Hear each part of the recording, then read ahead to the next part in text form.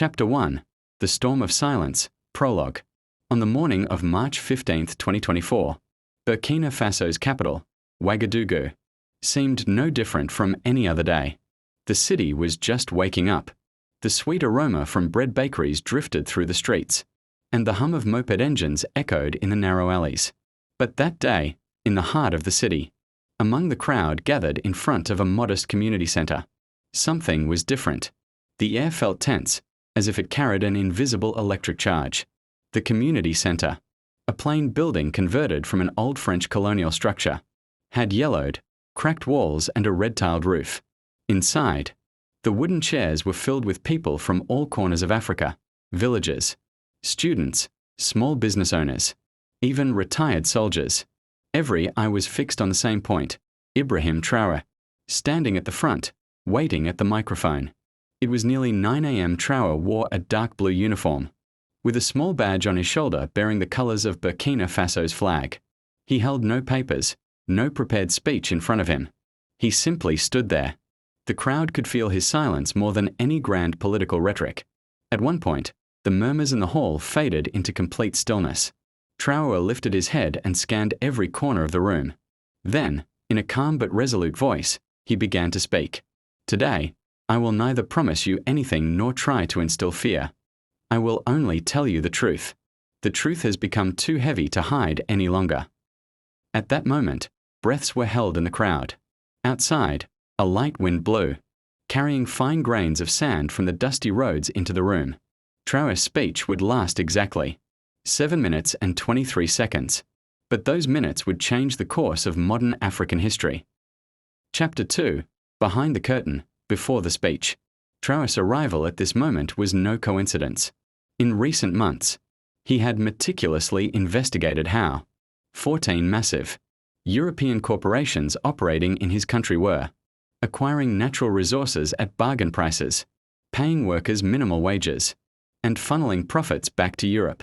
He held in his hands official documents, bank transfer records, and notes from confidential meetings. The combined market value of these companies exceeded 300 billion euros. Yet the wealth they extracted from Burkina Faso barely touched the lives of its people. From mining to cotton production, from infrastructure contracts to the energy sector, the shadow of these companies loomed everywhere. Before the speech, Traoré had met with his close team only twice. Even his head of security had asked, "Sir, what you're about to say will be very harsh. Are you sure?" Traoré's reply was a single sentence. Not harsh, just true. His aim was not to threaten. No European ambassador had been informed in advance. No media outlets were invited. This was to be a speech delivered directly to the people, in front of the people. Chapter 3. 7 minutes and 23 seconds. Traoré's words were slow, clear, and deliberate. He neither shouted nor decorated his sentences with gestures. He simply pieced together the facts, painting a picture with words that everyone could already see in their daily lives. Since 1974, the gold taken from our lands has been worth 480 billion euros. Yet today, our villages still have no clean water. Our children walk kilometers to reach school. Do you think this is normal? Silence from the crowd. Then a faint murmur. Some elders shook their heads, while younger people began taking notes on their phones.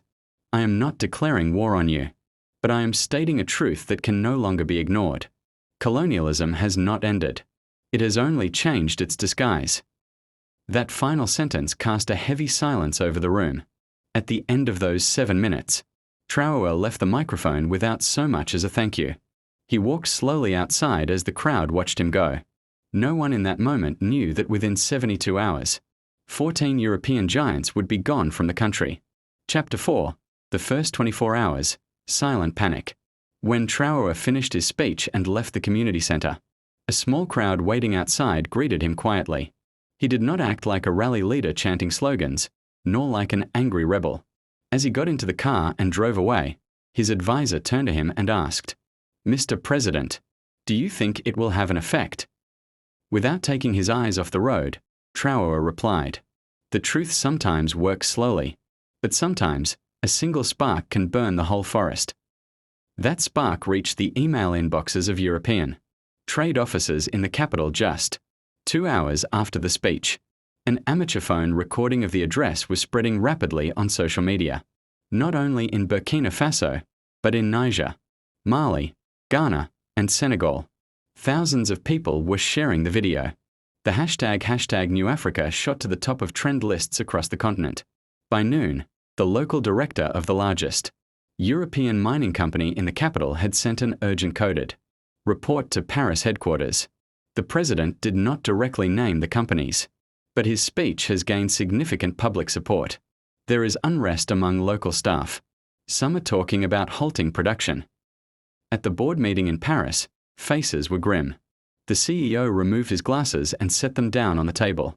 This speech could affect not only Burkina Faso, but our entire interests in West Africa. I want a risk analysis immediately. Meanwhile, in Ouagadougou, a different scene unfolded.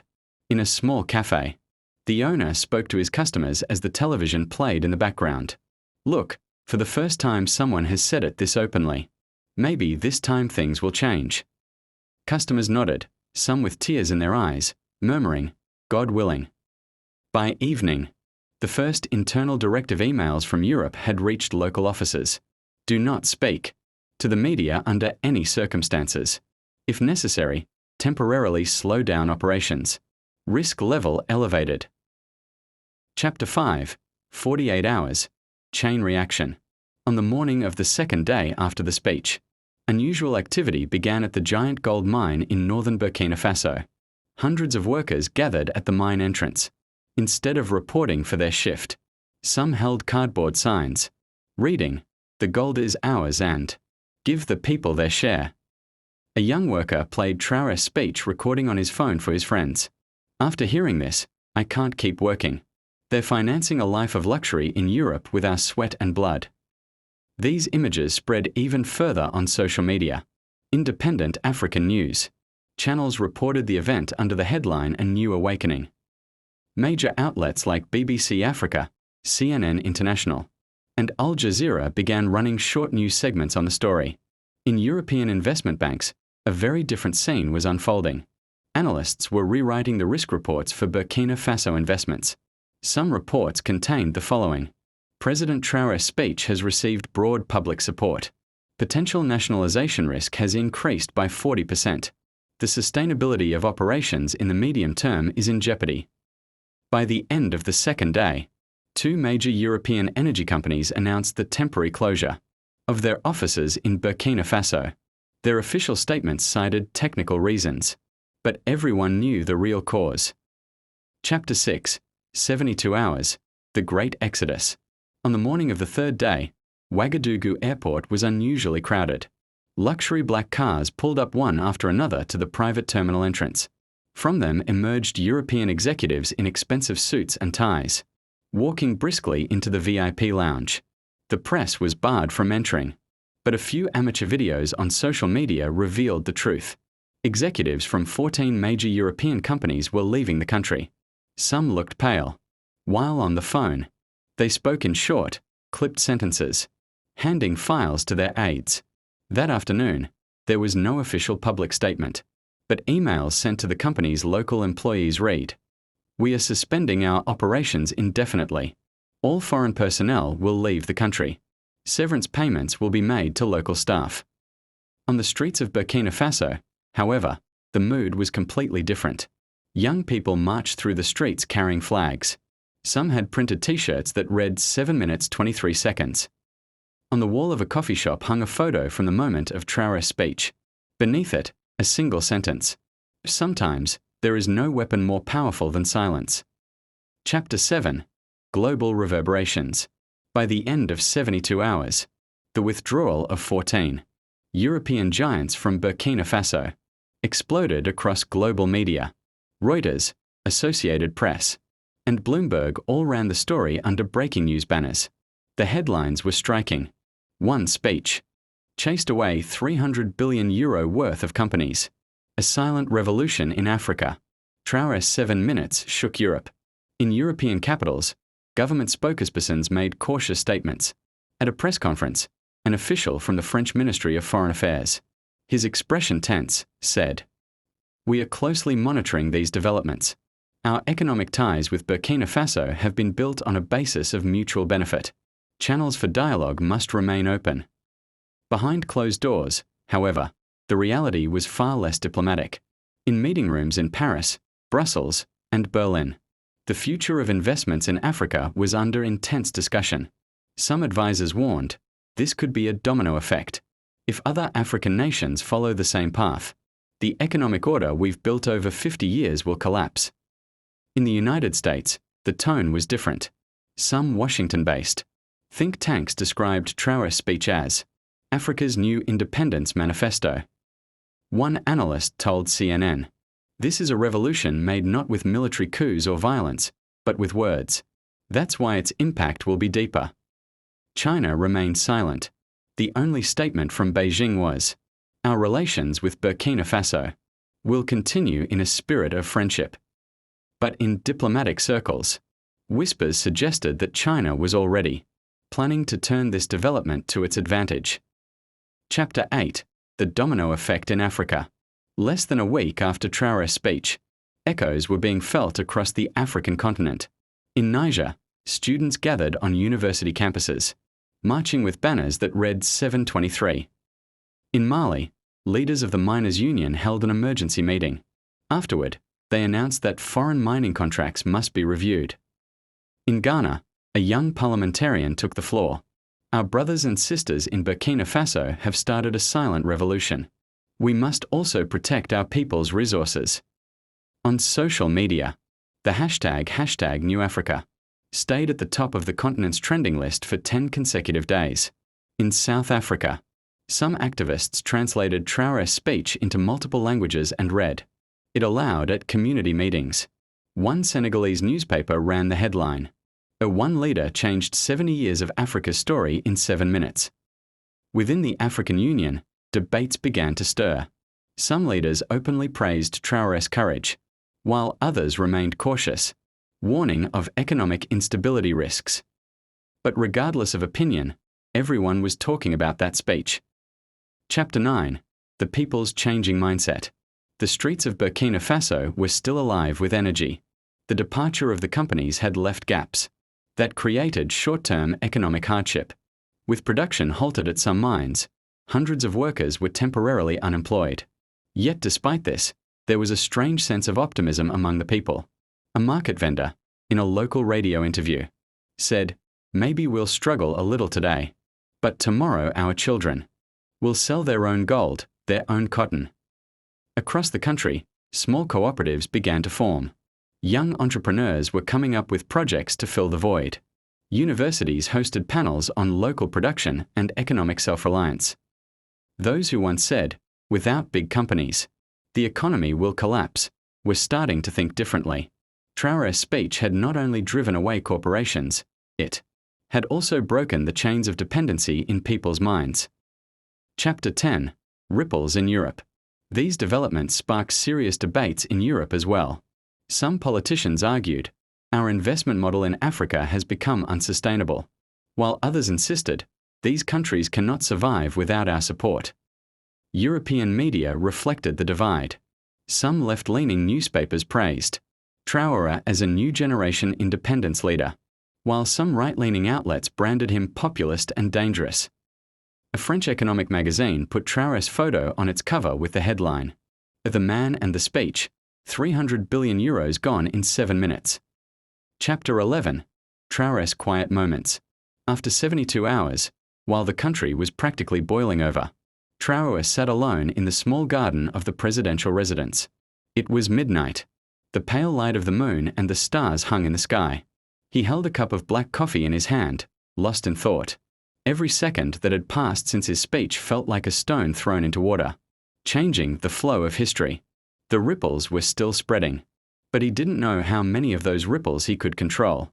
He murmured to himself, "I only told the truth, but sometimes the truth is the greatest revolution."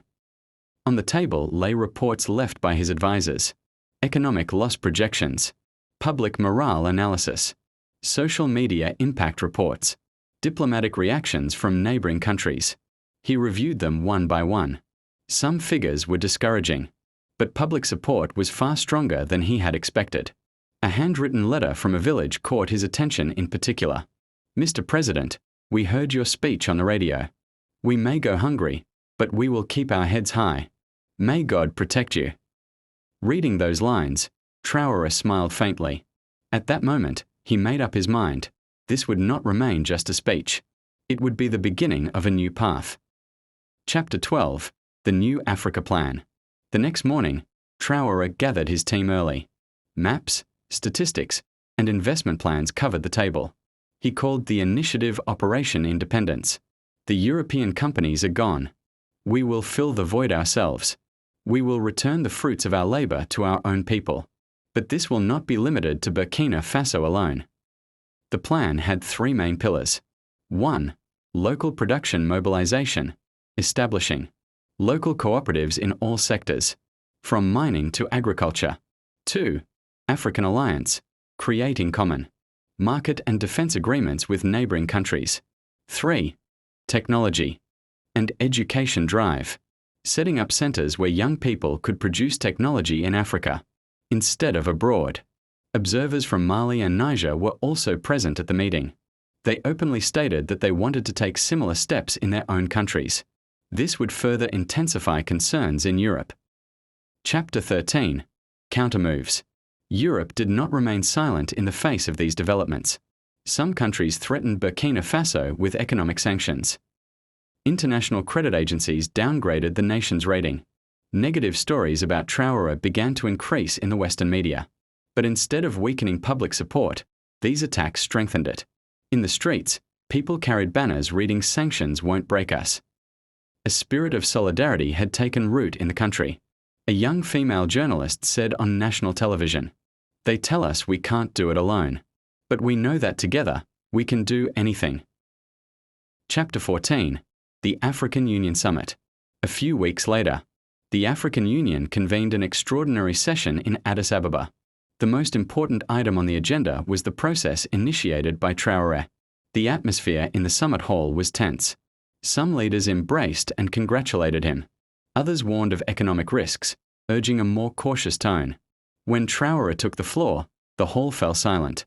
"My country may be small, but if our voice comes from the hearts of 1 billion Africans, it is great. We will protect not only our resources, but our dignity as well." His words were met with prolonged applause. The press described the moment as Africa's new independence oath. Chapter 15. The historic finale. Months passed. Burkina Faso began to build its own production network. Solar panels were installed in villages. Modern irrigation systems were introduced in agriculture, and local engineers took over mining operations. The gaps left by European companies were now filled with Africa's youth. Everything wasn't perfect. Challenges still remained. But the people's self-confidence was higher than ever in history. 1 year later, on March 15, 2025, Traoré returned to the same community center to speak again. This time, his speech lasted exactly 10 minutes and ended with these words. "When I left here a year ago, I didn't know what would happen. But I knew that giving up on speaking the truth was the greatest betrayal. Today, this country stands on its own feet. And this is only the beginning." The crowd gave a standing ovation for minutes. That day went down in history as the first anniversary of the 7-minute revolution. Netanyahu's eyes were drawn to the look of peace on Ahmet's face. It was as if storms that had raged for years had finally calmed, and the sky had cleared. Ahmet was no longer just a homeless man. He was someone who stood on his own feet with dignity and hard work, a man who had found his way back to life. In front of the restaurant, a long line had formed. People weren't coming only for the food. They wanted to be part of this story. Every customer had heard of Ahmet's miracle, and they wanted to see him and congratulate him. One evening, as the restaurant was about to close, Ahmet called Netanyahu over. "You know, Prime Minister, every homeless and weary person who passes in front of this door reminds me of myself. When I look at them, I see the hand you once extended to me. And now it's my turn. I want to extend a hand to them too."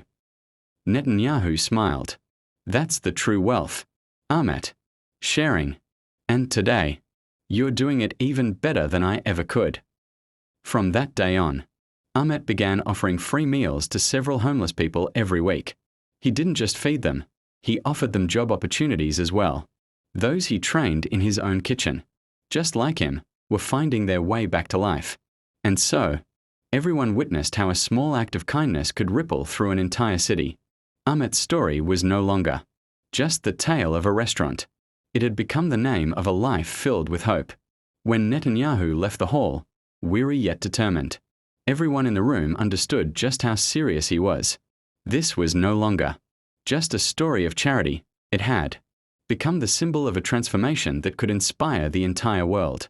David, the homeless man, stepped into his new life with eyes full of both gratitude and disbelief. The next day, the world's media splashed the story across their headlines.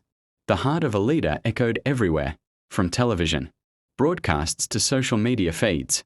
Journalists began digging into David's past and discovered that he had once been a successful carpenter. But a string of misfortunes had cost him everything.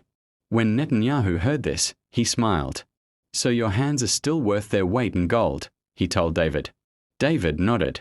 "Yes, but now I know. I just needed someone to believe in me." From that moment on, they didn't just start a business. They also opened a workshop where David could use his carpentry skills. It would offer free training to young people and provide jobs for the homeless. This was more than charity. It was a factory of hope. In the very first week, long lines formed outside the shop. People came not only to see the products, but to witness the inspiring story firsthand. David hung a large sign in the window that read, "It's never too late to change your life." The story soon crossed borders. From Africa to Asia, from Europe to America, thousands of people drew inspiration from the journey of David and Netanyahu. On social media, millions shared the tale under the hashtag A New Beginning. Meanwhile, Netanyahu quietly stepped away from spotlight. For him, the cameras didn't matter. What mattered was that David's smile was real, because that smile was the greatest reward for changing a life. But Netanyahu's plan was far from over. Greater social transformation. This story was only the first step in a far. He was determined to lead. As the story neared its end, it became clear that Netanyahu's act of kindness toward this homeless man had changed not only his life but the entire city's perspective. A man who once could not lift his eyes from the ground now walked tall. He had not merely been given a job, a home, or an opportunity. He had been given back a life that made him feel human again. Netanyahu, however, was not in front of the cameras. He watched the change quietly from the sidelines. For him, the true value lay in witnessing a person's destiny be completely transformed. Other people living on the streets began to feel hope, inspired by this story. They now understood that meeting the right person at the right time could change everything.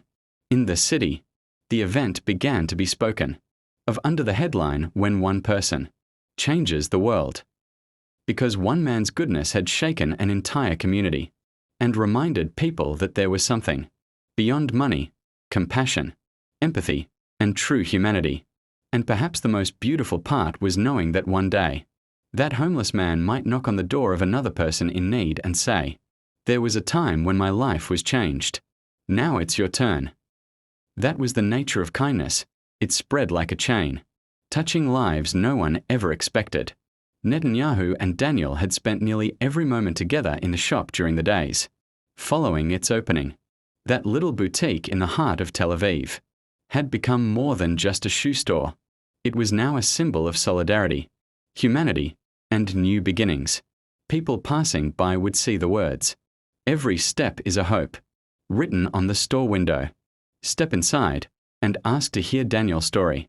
Daniel greeted every customer with a warm smile, explaining which shoe matched which style, and sometimes even designing custom models.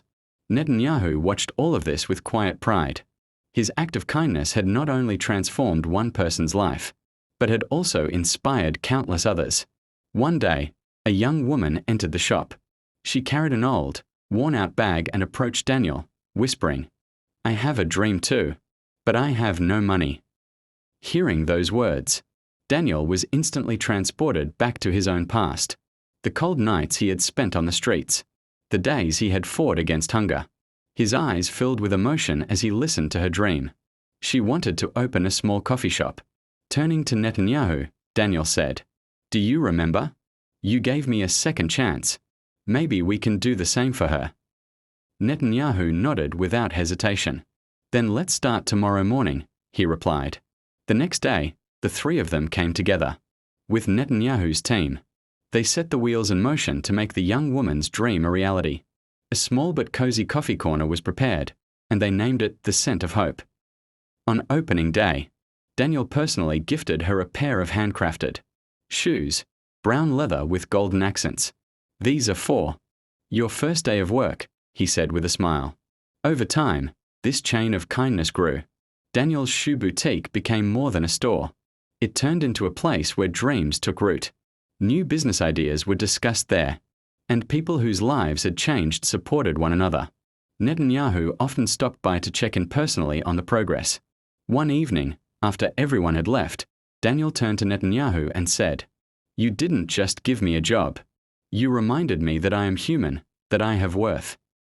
Netanyahu's eyes glistened. "Actually, you reminded yourself of your worth. I only opened the door," he replied. That night, as they walked through the streets of Tel Aviv, they both knew the story would not end there, because kindness, like the steps of a pair of shoes, was something that grew stronger the further it traveled. Chapter 16. A story on the world stage. Daniel's story quickly became the center of attention, not only in Tel Aviv, not only across Israel, but soon in the international media as well. One day, a famous documentary filmmaker visited the shop and said to Daniel and Netanyahu, "We need to share this story with the world." Filming began. On camera, Daniel spoke with tear-filled eyes about the hardships he had endured, the days he had spent on the streets, and how meeting Netanyahu had changed his life. "Every night I went to bed hungry, but I never lost hope. And then, someone I never expected came into my life and gave me a second chance." When the documentary aired on Netflix, BBC, and other platforms, millions of people watched, shared, and commented on Daniel's story. On social media, the hashtag A New Beginning went viral. Chapter 17. International support and new projects. This success paved the way for new initiatives led by Netanyahu and Daniel. Many NGOs and volunteers launched campaigns to support the homeless. In one of his speeches, Netanyahu said, "Changing one person's life means changing a whole society. We may be a small spark, but that spark can grow into a wildfire." Daniel was now not only a store owner but also an activist. Through a newly founded association, he was working to rehabilitate and employ the homeless. Chapter 18. A new wave of hope spreads. Daniel's story spread from Africa to Asia, from America to Europe. The United Nations Human Rights Commission brought up this success story in a special session. Addressing world leaders, Netanyahu said, "If we invest in people, true transformation begins. Changing the life of one homeless man is, in fact, changing the whole world." Many countries started similar projects. Worldwide, support and employment programs for the homeless increased. Chapter 19. Closing. In the footsteps of hope. Years later, Daniel's shoe store was still in business. Every year, Netanyahu and Daniel would organize a charity campaign, together on the shop's anniversary. One day, Daniel turned to Netanyahu and said, "You gave me a second chance. Now it's my turn. We'll reach even more people." Netanyahu nodded. "And this journey will never end, because kindness grows when it's shared." And so, the story of how a small act of help turned into a great change became a beacon of hope for the world.